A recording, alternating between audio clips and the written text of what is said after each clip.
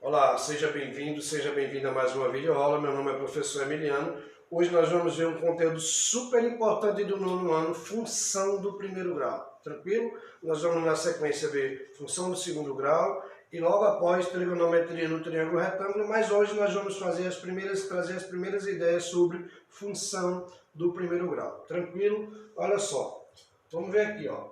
Chama-se função polinomial do primeiro grau, ou função afim a qualquer função do conjunto dos racionais reais em reais, por uma lei de formação f de x é igual a x mais b, onde a e b são números reais e a igual a zero, diferente de zero. Aqui tem um diferentezinho de zero que não pode ser igual a zero. Tranquilo? Vamos ver aqui o seguinte, olha só.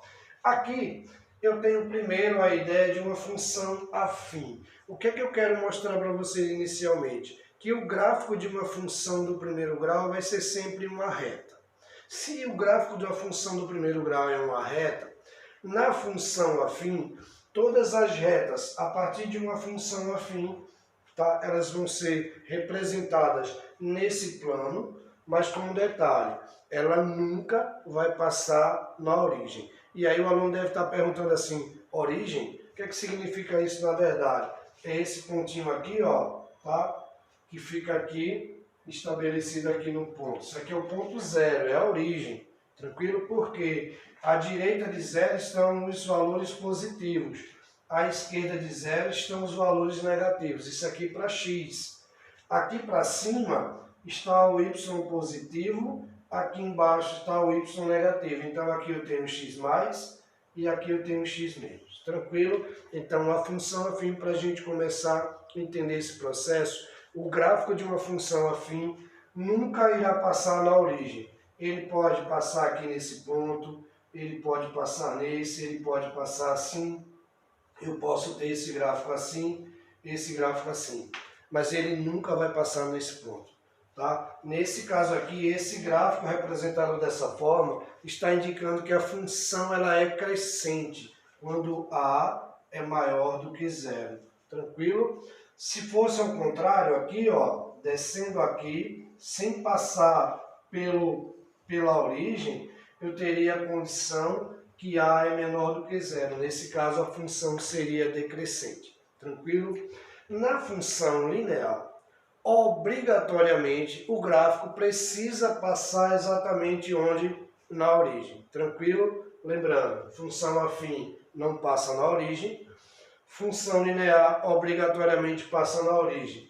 Ele vai vir exatamente assim, quando A for maior do que zero, tranquilo? Ou, nesse caso, vai passar assim, vou colocar aqui a setinha A maior do que zero, e aqui A menor do que zero, tranquilo? Função afim não passa na origem, função linear, o gráfico passa na origem, tranquilo? Vamos vir para cá, ó. Aqui está representado quando a função ela é crescente e quando ela é exatamente função decrescente. Quando é que a função do primeiro grau ela é crescente? Quando o meu A for maior do que zero. E aí a gente pensa o seguinte, ó, eu tenho que, por exemplo, 2x mais 3 é uma função afim, o meu A aqui, ó, tá? A é igual a 2. Então, A é maior do que zero, a função é crescente. Eu poderia pegar um outro exemplo aqui, chamar x mais 5. Quanto vale o meu A? A vale 1. Se vale 1, é maior do que zero. Então, a minha função ela é crescente. Quando é que a função ela é decrescente? Quando A for menor do que zero. Nesse caso, são os números negativos. Tranquilo? Então, quando eu faço assim, ó, y igual a menos 2x mais 4, opa, quem é o meu A? O meu A é menos 2. Se é o menos 2, é porque é menor do que zero. Então, a função é classificada como uma função decrescente. Tranquilo? Vamos pegar um outro exemplo aqui, ó. Menos x mais 8. Opa! Quanto é que vale o meu x aqui? O meu x vale menos 1. Se vale menos 1, é menor do que zero. Nesse caso, a função é decrescente. Tranquilo? Então, fixa direitinho. Função crescente quando o meu A é maior do que zero. Função decrescente quando o meu A for menor do que zero.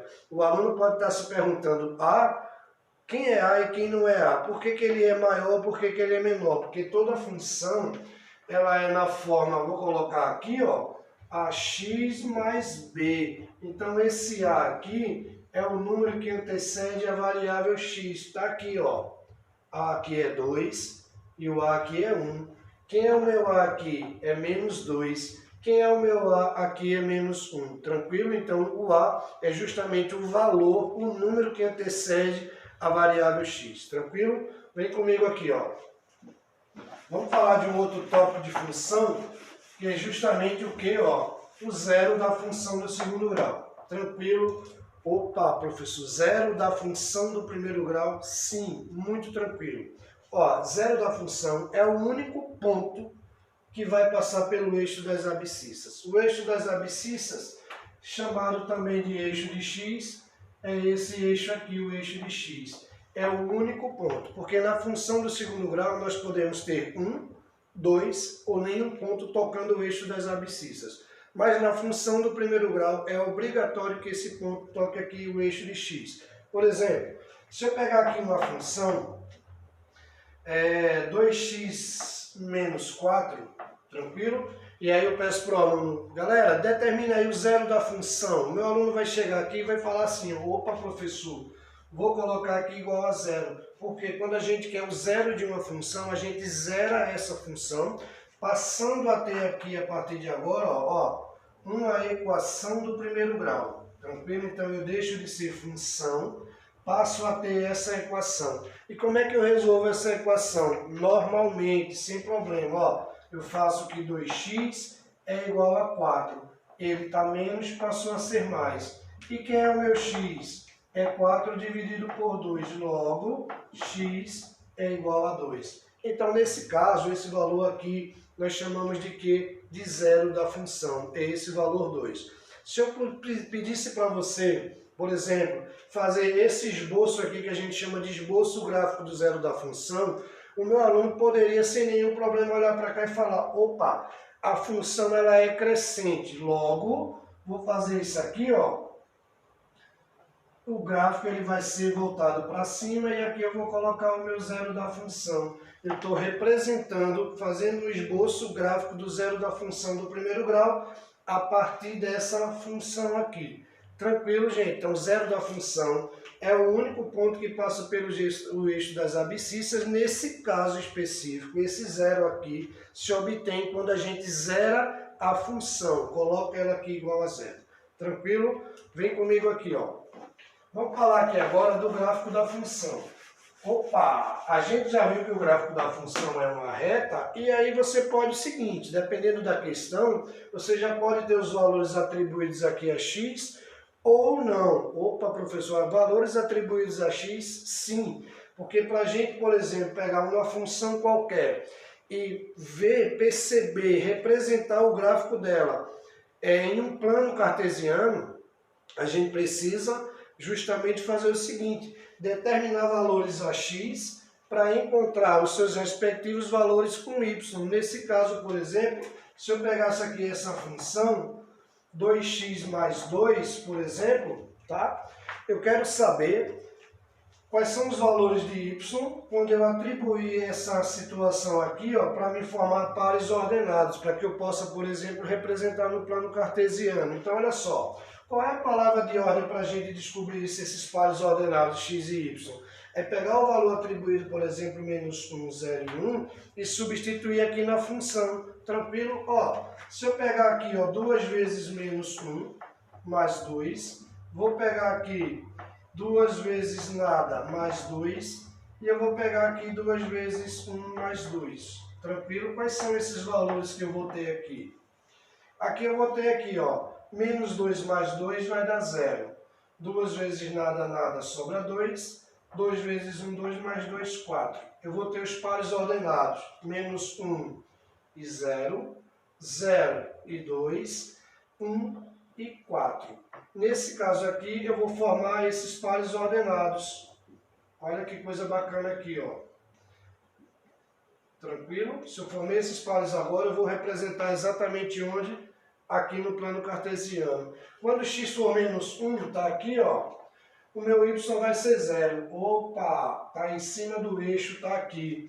Quando o meu x for 0, o meu y vai ser 2. Está aqui, ó, em cima do eixo também representado, x0, y2. E quando o meu x for 1, vamos colocar o 4 aqui em cima, tá? Eu vou ter exatamente aqui 1 e 4. Tranquilo? Ó, a minha reta ela vai passar exatamente onde, ó, aqui. Tranquilo? Então a gente percebe, a função ela é crescente, voltada para cima, e aqui eu representei o gráfico da minha função do primeiro grau. Tranquilo? Muito bacana para a gente poder fazer. Vamos lá. Aqui para a gente finalizar, algumas situações, problemas envolvendo que envolve o nosso cotidiano com função do primeiro grau. Olha só, se você, por exemplo, a Marcela costuma abastecer seu carro sempre no mesmo posto de gasolina. Nesse posto o preço do litro está R$ 2,48. O representado por Y total a ser pago e por X o número de litros. Tranquilo? Então olha só, tá claro, se você quer saber o preço a pagar nessa situação, vai ser R$ 2,48 vezes a quantidade de litros que você vai pagar. Se você chegar no posto e falar, eu quero 1 litro, você vai pagar R$ 2,48. Eu quero 2 litros, 2 vezes R$ 2,48. Então é proporcional. Para cada valor de X, nós vamos ter exatamente um único valor para Y. Aqui uma outra situação. Em uma corrida de táxi, o usuário, o cliente deve pagar R$ 5,00 de bandeirada, tá? Que é o valor inicial. R$ 2,00 por cada quilômetro rodado, certo? Beleza. E Y aqui é o preço a pagar, então eu tenho exatamente aí uma função afim. Olha só, eu tenho aqui o valor fixo, tá? Que é 5, vou colocar aqui em cima, ó, R$ 5,00 mais, cadê? R$ 2,00, tá aqui por quilômetro rodado. Então, eu tenho variável e eu tenho incógnita, que nesse caso vai ser a minha incógnita, é o valor a pagar, que é o Y. E a minha variável? A quantidade de quilômetros que eu vou exatamente percorrer, que eu vou pedir para o taxista levar. Tranquilo? Vamos lá. Opa! Desde já te agradeço, fiquem todos com Deus, um grande abraço e até a próxima aula, se Deus quiser, em nome de Jesus. Deus abençoe vocês. Muito obrigado.